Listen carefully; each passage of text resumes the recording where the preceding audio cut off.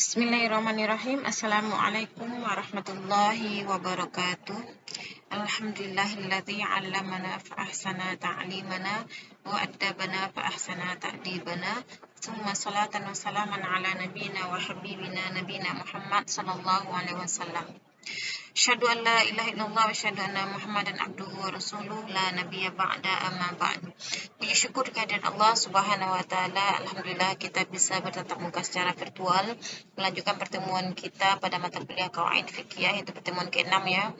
Insyaallah pada pertemuan ini kita akan mengkaji tentang kaidah asasi.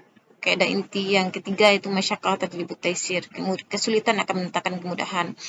Selawat beserta salam kita panjatkan kepada junjungan kita Nabi besar Muhammad sallallahu alaihi wasallam. Allahumma shalli ala Muhammad wa ala ali Muhammad. Sebelum kita mulai perkuliahan kita, marilah kita berdoa terlebih dahulu. Allahumma 'allimna ma yanfa'una wanfa'na bima 'allamtana waj'al ilmana khalishan liwajhikal karim waftah 'alaina bi fathikal mubin. Ya. Kaidah asasi, kaidah inti yang merupakan kaidah yang muttafaq alaiha ulama, yang disepakati oleh ulama, yaitu al-masyaqqah tajlibu taisir, kesulitan mendatangkan kemudahan. Dan ini merupakan kaidah inti yang ketiga yang kita pelajari sebelumnya, itu al-umur bimaqasidiha, dan kaidah yang kedua yakin la yazalu bisyak. Yang pertama, kita akan mengkaji makna kaidah. Makna kaidah itu as-su'ubah tasiru sababan litashil wa yalzam at-tawassu' fi waqti dhaik. Kesulitan akan menjadi sebab datangnya kemudahan, ya, dan sebuah keharusan adanya kelapangan pada kondisi yang sulit.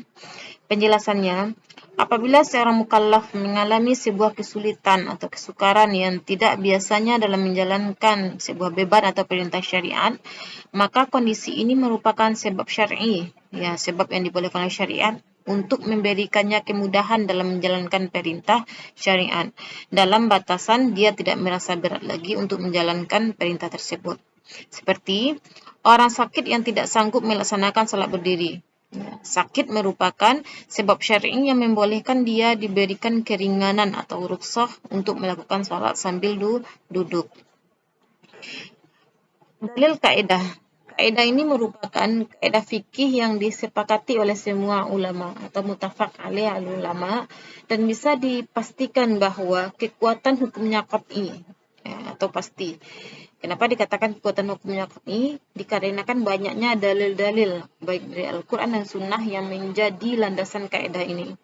Kaidah ini sangat erat kaitannya dengan syariat rukhsah atau syariat keringanan yang mengindikasikan bahwa ajaran Islam adalah ajaran yang menghendaki kemudahan bagi umatnya, dan ajaran yang murunah. Apa yang maksudnya murunah? Ajaran yang fleksibel dan tidak kaku. Banyak ditemukan dalil-dalil yang menyatakan bahwa syariat Islam tidak akan membebani hambanya dengan sesuatu yang tidak mungkin ia laksanakan, atau sesuatu yang mendatangkan kesukaran atau kesulitan yang tidak semestinya baginya, atau yang tidak sesuai dengan fitrah dan tabiat kemanusiaan. Nah, sebagaimana dijelaskan sebelumnya, bahwasanya dalam pelaksanaan ibadah pasti ada kesulitan, ya. Tapi kesulitan yang mendatangkan kemudahan di sini, kesulitan yang di luar dari kebiasaan dan kesulitan yang di luar dari fitrah manusia. Di antara dalilnya yaitu A'udzubillahi minasyaitonirrajim, yuridullahu bikumul yusra wa la yuridu bikumul usra. Allah menghendaki kemudahan bagimu dan tidak menghendaki kesukaran, ya. Dalil lainnya, dan dia tidak menjadikan kesukaran untukmu dalam beragama. Ini diantara dua ayat dari sekian banyak ayat yang menyatakan bahwasanya Islam tidak menghendaki kesulitan bagi hambanya. Dalil kaidah yang kedua itu sunnah, ya, diambilkan hanya dua sunnah ya dari sekian banyak sunnah-sunnah Rasul yang menyatakan bahwasanya syariat Islam itu menghendaki kemudahan. Qaulun Nabi sallallahu alaihi wasallam, bu'istu bil hanafiyatis samhah. Aku, kata Rasulullah, diutus dengan membawa agama yang benar dan mudah. Hadis rawahu Bukhari. Ya, dalil yang kedua dari sunnah, yassiru wa la tu'assiru. Permudahkanlah dan janganlah dipersulit.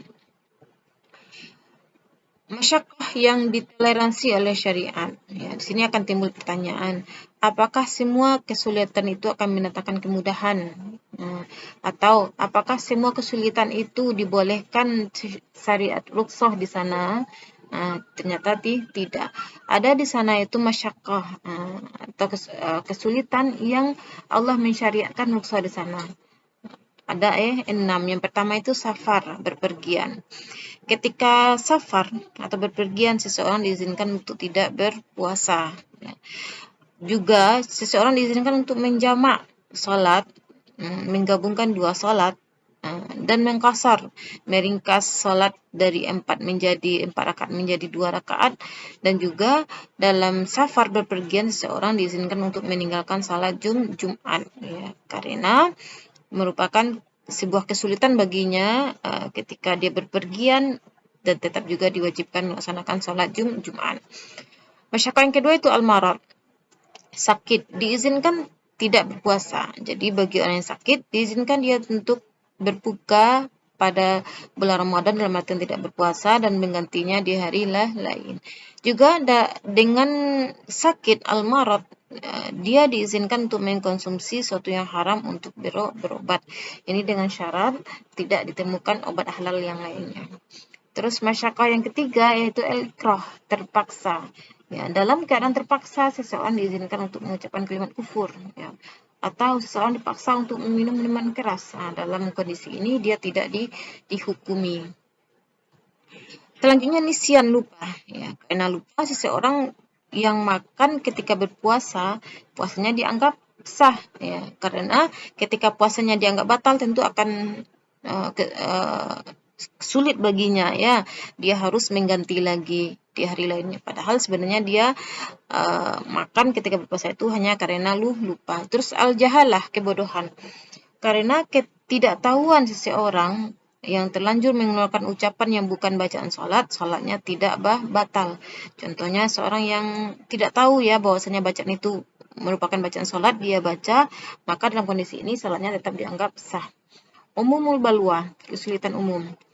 Contohnya di sini ini apa? Menghindari percikan air bercampur najis pada musim penghujan akibat banyaknya kendaraan yang lewat. Kesulitan umum ini ketika jalan ke masjid merupakan jalan raya yang itu dilewati oleh mobil dan hari dalam keadaan hujan, maka seorang tentu sulit baginya untuk menghindari pakaian bagian bawahnya untuk terhindar dari percikan air yang bercampur najis. Maka dalam kondisi ini dia tetap dibolehkan melaksanakan sholat dengan pakaian tersebut. Terus masyaqqah taljibut taisir ini merupakan kaidah yang berkaitan dengan pensyariatan rukhsah atau keringanan dalam beragama. Untuk itu akan dikaji tentang apa aja bentuk-bentuk rukhsah, ya, bentuk-bentuk keringanan dalam syariat Islam tersebut. Yang pertama, takhfifu isqatin, ya, keringanan dalam bentuk pengguguran. Pengguguran maksudnya apa? Digugurkannya sebuah ibadah. Contohnya apa? Karena uzur syar'i digugurkan kewajiban Jumat, ya, dalam melaksanakan ibadah haji, ya, sebagaimana pada tahun 2020 kemarin ketika pandemi bergejolak dan itu wilayah-wilayah yang termasuk zona merah yang penyebaran virusnya sudah tidak terkendali dan penyebarannya sangat cepat, maka di daerah tersebut diwajibkan bagi umat Islam atau harus bagi umat Islam untuk meninggalkan sholat Jumat.